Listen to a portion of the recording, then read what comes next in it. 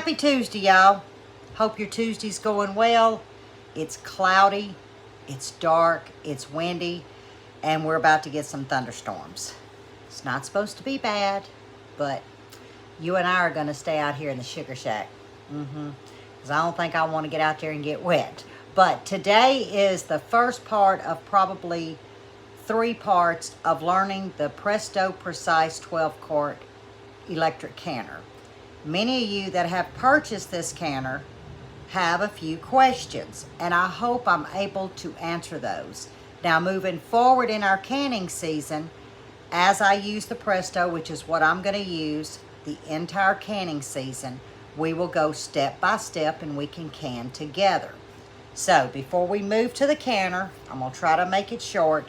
The last 2 videos I did, we did plum jelly, and yesterday we did blackberry jam. Well, to show you how great this electric canner is, we're going to actually open these up, and I want you to see the consistency, so therefore you can see the results if you decide to make plum jelly or blackberry jam. And remember, no pectin is in blackberry jam. So let's look at this first before we move to one of the top questions that I get about this Presto canner. Now, as you can see, we have already opened one of these plum jellies. So I just leave one of these reusable plastic lids on it. You can see it's been dipped into. But I want you to see the consistency of this jelly. Look at that jelly. No running. It is perfectly set. So hopefully you'll give this recipe a try. Okay, here's our blackberry jam we did yesterday. Remember, I had a jar that was only 3/4 full. I decided to go ahead and water bath can this to be able to show you guys what it looks like. Let me get it open. It's got a great seal on it. Oh, you hear that pop? All right, here we go.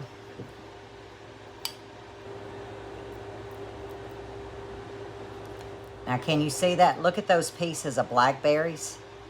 Now, you see, this is a jam consistency. This is the jelly.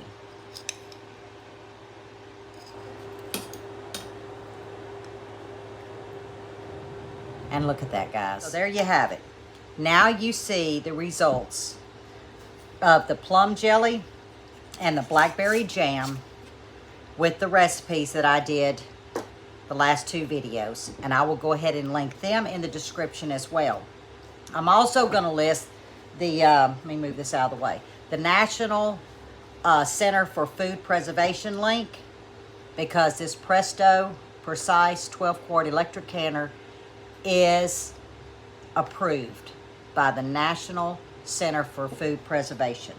And I want to go ahead and put that disclaimer out, because a lot of times people will buy and I may get some enemies for this, but you'll buy an Instapot and it says canning. But if you look at the fine print in the book, it is not stamped from the Food Preservation Center, whereas this is. So I needed to go ahead and stress that. Now let's move to the Presto canner. The first thing I need to share is I invested in this a year ago because my stovetop canner is getting more difficult for me to handle with the RA that I have in my hands. This one is not. It's got good gripper handles and I can move it. But the question you guys have been asking, and I'm going to turn this around so I can drop the camera and show you, and I'm going to do this backwards. Yes, I went in and got my regulator. A lot of times you guys are saying that it will not hold pressure. Well, I'm going to explain something to you. Can you see that little L bracket right here that is soldered? That keeps this wheel from moving, so it will maintain pressure, build pressure. Well, my first canner, which is this one, came in and I was struggling myself to be able to hold pressure. Made a call to Presto. A lot of you guys told me, hey, where's your lock? Well, my lid did not have this lock in it. It had the solder marks, but the lock wasn't in it. I immediately called Presto. In 2 days, I had this new lid sent to me. No questions asked. So make sure you have that lock inside your lid. That is where one of my problems was, and that was quickly taken care of with a new lid. So it could be easily, this is your problem. This right here is a jiggler, okay? Some people call it a tattler, like the old-fashioned ones that jiggle. A lot of times, I have seen through email when people say, well, it just won't do pressure. That's because they're setting it here. One, they may not be snapping in, or two, it may be set to the vent. Here is a vent, and here is a vent.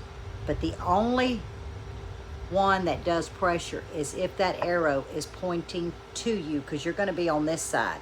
It has to be in the center, okay? And it's tough to get off, but it's supposed to be. So make sure it is snap tight and it is in the center. You do not want it on the vent cycle, because you see how it lifts up. It folds down there, lifts up here. So there is 2 reasons why your canner is not building pressure. I'm going to put this back in here because that's where I house it with my cord. Everything is in here. Now tomorrow we're going to get in a little bit more detail of this pressure canner. And also, you make sure you're locking this. Guys, I did it backwards. Can you believe that? So you see, I just moved it. It was a no-brainer to move. I couldn't have done that with the big one because I would have had to lift it, dump it. It was too much trouble. So I hope I answered one question: why your canner is not building pressure. There's probably only 2 reasons, and that's the 2 that I showed you. Tomorrow we'll get into a little bit more detail of the lid, of the wires. But I hope you enjoy making some blackberry jam with yesterday's video and some plum jelly. I will link both of these recipes in the description. And always remember, check with your food preservation link. I will also leave that in the description. So moving forward, you new canners, if you have any questions, that is the great site to go look to see what is approved for canning, what machines are not approved. So, as always, stay safe, stay well, and God bless, and hope I don't get too wet headed to the house. Bye, y'all. See you tomorrow.